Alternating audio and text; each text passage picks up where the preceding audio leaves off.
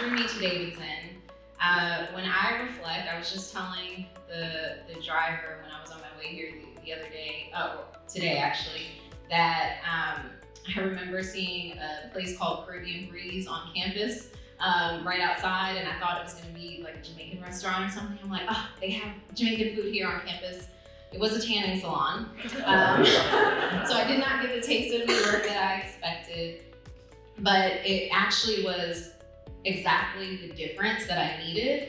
I grew up in spaces where I didn't always feel a sense of safety and trust.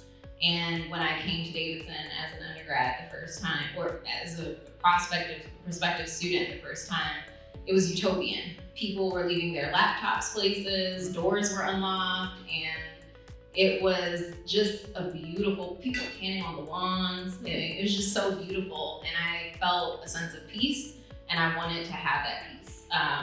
And the other piece of it is, I like small school environments. I like the ability to learn in a place where I can ask questions, where I can have a lot of time with my professors, with my classmates, where also I can try anything. And I tried a lot at Davidson.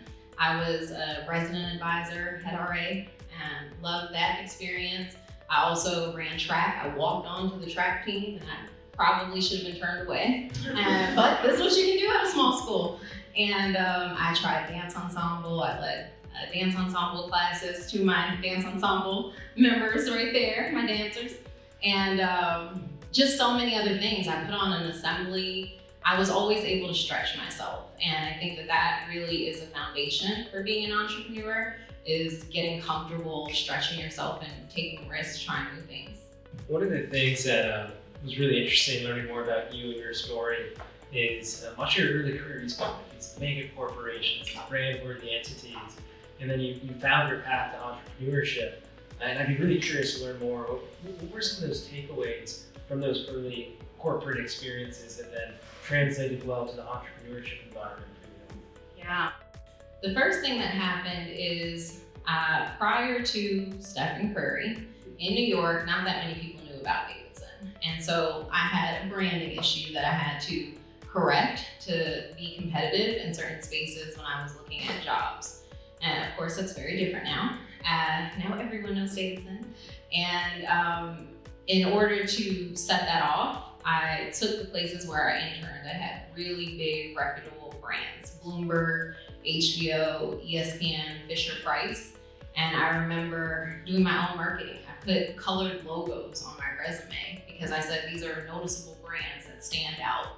And it helped open up doors that otherwise, if they were looking for other schools that they were more familiar with, they could at least say, oh wow, we see these other brands, right? We know these brands, she's had this experience. And so that was the first step, is really understanding the power of storytelling through your brand and sometimes aligning yourself even with bigger brands so that you can be perceived in the way that you want to be. The other things that I learned were what good leadership versus bad leadership looks like. I saw a lot of things. I saw massive layoffs. I dealt with my own challenges with a really difficult boss. I dealt with really amazing bosses that made me hungry to come into work and learn. And so really exploring what effective leadership can look like and what folks are getting wrong in the workplace when it comes to leadership was a big takeaway there. And also attention to detail. I tell the story of I had one boss at one of my companies I worked with, and who used to print out my PowerPoints and highlight where I had an extra space, or with a red pen. But what that did is it made me pay attention more, and that's something that you certainly need when you're sending proposals to Fortune 500 companies or trying to win the business of major global organizations. And so that attention to detail is really important. Then finally, I would say the managing up piece. So learning how to, the same way we have to focus on our brand and storytelling of our brand to external folks, even internally, thinking about how am I presenting myself with my manager? How am I telling the story of my value, of what I'm providing, the work I do here, so that I can position myself for growth. And that ultimately became a skill that I still use to this day with clients I don't have to, I'm not managing up, but I'm still showcasing value in everyday conversations with them. Are there any specific patterns you're very intentional about wanting to break from those corporate days as you think about building C-suite coach? Yeah, we chatted about this a little bit today, but thinking about reimagining what I learned was the standard of what excellence looks like in corporations. And when we talk about the efforts, for example, to bring more inclusion into workspaces, there's still a lot of focus on assimilating to what already exists. And if we were really gonna shake things up and create pathways for innovation, part of what has to happen is creating room for new ways of thinking. So I think about how, for example, traditionally when you're taking leadership courses, they tell you, take more ownership. Women, people of color, we don't take enough ownership. Say, I did this, I did that. And well, in some cases, as I've hired some folks, everyone doesn't need to take all the credit for everything because they actually don't know how to do the things that they've taken credit for. So that's important. And then the other piece of it is often we have been built with a team, and a team is holding us up. I think about my company and going on 10 years, I could not have done it without a team. I would not still be here. And so it being okay to break away from I, and actually embracing we, embracing community. And I think that that's an area where corporations really need to shift. At our dinner table, on the topic of team, we had a great conversation with one of your teammates, Serena. We were talking about the importance of discomfort as we think about growth. And I know in past interviews, you've talked a lot about resilience and the role it's played in your life, in your career. What would you say is the hallmark resilience story that you want to share? Yes. Every day running a business is a lesson in resilience, by the way. There's just new rejections, new feelings of failure that come up constantly. One of the most challenging moments that I had to fight through was in 2019 when I was 3 weeks shy from celebrating my 1-year anniversary of marriage. My marriage ended pretty abruptly, and I was not mentally prepared for that. I also was in a space where my business hadn't taken off the way that I wanted it to yet. I was really unsure of how I would be able to maintain a lifestyle completely that we had built together now on my own. And so that really, I took it as a challenge. And when I talk about team, a clear example of that is I had a full-time employee, and it was her first job out of college, and I felt a sense of responsibility to show up for her. So the mornings when I wanted to cry, when I felt really humiliated, really devastated about what was happening to me personally, I said, no, I have to go to work for Monica. I can't be a shaky boss. This is gonna be defining in her career. And it really pushed me. And that was the first year we made $1 million in revenue. So I went from thinking, am I gonna make it, to actually seeing really exponential growth. So more than double where we were the year before. So I think when you push through, you unlock new possibilities, and it really is, it's challenging sometimes when you're in those spaces of feeling failure, feeling rejection, feeling loss, but that you're just unlocking new parts of yourself. There's a bag somewhere out there that says failure, it's never fun. Yes, I love that bag. Yes. We've got an audience of people early in their careers, but typically at some point in careers, people might face career stagnation. And I know that's an area you talk a lot about. What are some of the common obstacles you see there, and how do you help people overcome them? One area that leads to career stagnation is, I call it being a one widget person, and this happens a lot, especially at big corporations, where you become super specialized in one thing, but then things are changing all the time. New technologies are coming out. We're seeing so many shifts in how industries operate with AI, for example. And so if you only know how to do that one thing, you're limiting yourself from really adapting as things change.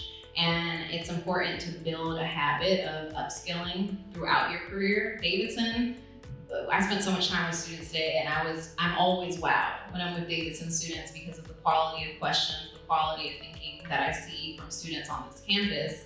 And we say be a student of the business. We're now I'm an alum, and yesterday I was on the Women in Leadership Continuing Education Zoom call. There's always continuing education opportunities that Davidson provides or that other organizations provide. And I think we have to build a habit of leaning into those and continuing to get new thoughts into our mind, get new skills, and not let that journey of education stop when you leave these doors. I think that's such a great point, to be the lifelong learner. And I think one of the things Davidson really teaches its students is how to question and be a nonconformist thinker. So in that line of thinking, what's a conventional piece of business or leadership wisdom that you disagree with, and why? Meritocracy. I think if anyone did anyone read Malcolm Gladwell's latest book? I forgot what it's called. But it's a revisiting of one of his previous books, and he does a case study around Harvard education and the ways in which they've changed the shaping of their student bodies. And he has so many great research-based examples of where their student body came from and how it's a very clear pathway and structure that is truly based on access and opportunity. And I even think about, I was sharing this earlier with students also, about how much of your idea of what's possible is grounded in what you have access and exposure to. So for example, for me coming to a place like Davidson, I got access and exposure to things I didn't get in Bed-Stuy, Brooklyn. I didn't get in some of the areas I come from. And so the reality is we have systems that are structured for pathways to be created and for doors to not open for some people. And we need to keep building more access, more opportunity, and more exposure so that people can see ways out of wherever they currently are and be a part. We're missing out on so much innovation, so much opportunity because we're not able to fully engage with the depths of everyone's potential because some people just aren't even in the room. And so when I hear that phrase, it's just, it's baffling to me that is where we say we're seeking to go, but it's really far from where we are. So to follow up on that, we use the line depths of potential.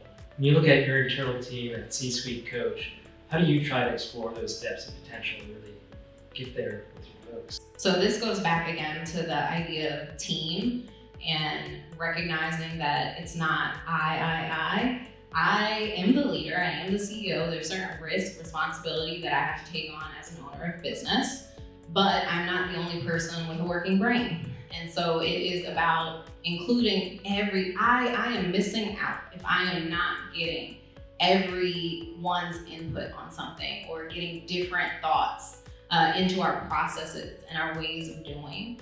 And so it's really important for me to, as I'm integrating folks into the culture I'm seeking to create, make sure that they feel comfortable raising their hand and saying, giving critical feedback. One, I need that as a leader. It's great to be celebrated, but it really is our critical feedback that helps us grow. Two, that I'm taking in their insights, their ideas. We have different generations on our team. We have Gen X, we have millennials, we have Gen Z. And so even hearing how the different folks within our own team look at workplace based upon their generational values is important. And so it really, for me, is about making them feel comfortable with sharing space and speaking up. So we might have had different mantras when we were first coming to Davidson, and when I was first coming to Davidson, the mantra was they're bringing the liberal arts of college to the 21st century. At the time, I didn't quite know what that meant, but after meeting you, I think I had a little bit better idea of what it looks like. You wear so many different hats: CEO, coach, public speaker. When you think about balance and avoiding burnout, how do you approach that? What has worked well for you, and what have you learned along the way that you want to share with the rest of this crowd? Well, just like when I was a student at Davidson and I wore many hats, I continue to do that and I enjoy it. I think it's a source of creativity it also, for me, keeps life really engaging and exciting. And so the hats I wear, beyond the ones you just called out, I'm vice president of the New York regional alums, right? And I've been on the alumni board. I've done things with tons of nonprofits that I really deeply care about. And I collect art. I engage with a lot of artists. I regularly meeting with artists and learning about their process. I do studio visits. I bring other people into galleries. I hosted a Davidson event at a gallery that's owned by an alum, Miguel Abreu, 84.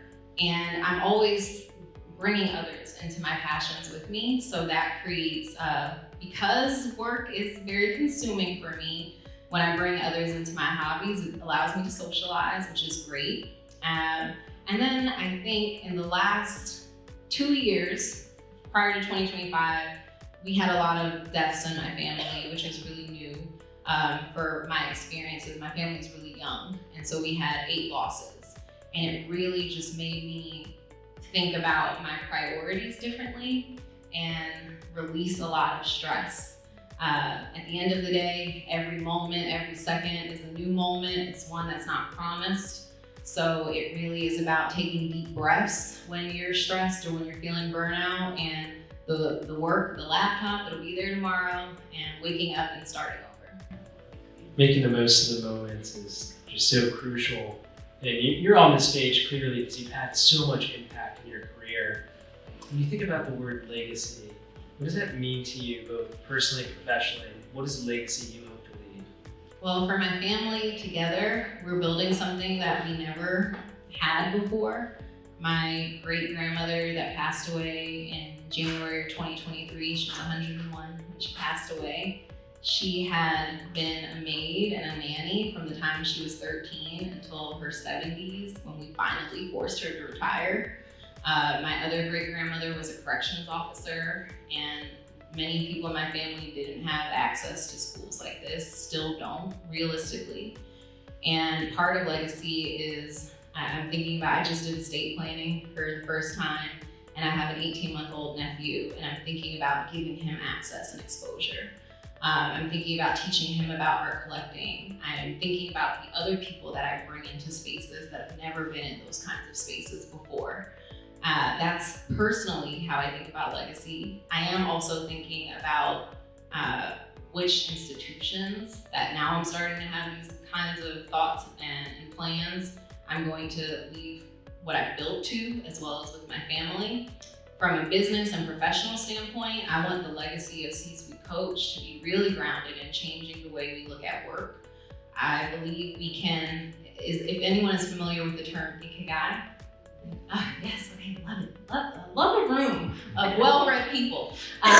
So, there is an Ikigai, if you're not familiar, what you're really seeking and what is part of how a happy life can be looked at is finding that intersection between what you love, what you're good at, what you can make a living from, and also what the world needs. And I think the world needs us to have purpose in our work and also still be treated fairly, treated well, to be valued, to be treated as humans. And I really want to shift that. I want a people-first work culture where we can make a living, but we're still treating people like people. Staying on that professional topic for a moment, when you look at C-Suite Coach, what are your aspirations? What do you hope to achieve, and maybe the broader influence you hope to have on leadership development? Yeah. Well, I'm really excited that recently we brought on a PhD, a researcher who's starting plans and actually has already released our first white paper around cross-generational trust in the workplace and reciprocal mentorship, where one thing I'm hoping to do is make our voice louder in this space, to share our thoughts. We share so much with clients, and because we're lean and small, that's really where most of our energy goes. But I know that we can have a broader impact in our industry if we share more externally. So now is the time to be loud and share our thought leadership. So I'm really excited about some of the things we have coming down the pipeline in that lens from an external sharing. I'm also, from how I hope to exit C-Suite Coach, if that's what you're thinking about. I'm building something with my team, and I want my whole team to be able to benefit from the growth of what we're building. And I'm building something to scale that will not include me. I don't plan to be the CEO forever. I'm a millennial. Most millennials switch jobs every 2 years. I've had the same job for 10 years. I'll probably have it for another, maybe 10, maybe, I don't know, maybe less. But I want to set us up to go on without me, whether that means acquisition from another learning and development company or having another CEO take over. You shared so much wisdom tonight, and I'm going to ask you a very hard last question before I open it up to others. If you could give one piece of advice to people that are just starting out their career, looking to carve their own path, what would it be? There is a quote from Janice Bryant Howroyd that has really become my daily mantra. And Janice Bryant Howroyd, she's from North Carolina, by the way, Act One Group, first Black woman to own a company with $1 billion in revenue. And one thing that she said that just always resonated with me, and to this day I say almost daily to myself, is you have everything you need to be everything you need to be. And mindset is something that we could all be working more on. So I would just encourage us to build a mindset focusing on what we do have to offer the world, what we do have resources for, and then actually offer that and give that to the world. Those are powerful words, and I know you're a big inspiration to me and many in this room. Thank you all for the great questions. Can I get one final round of applause? Thank you.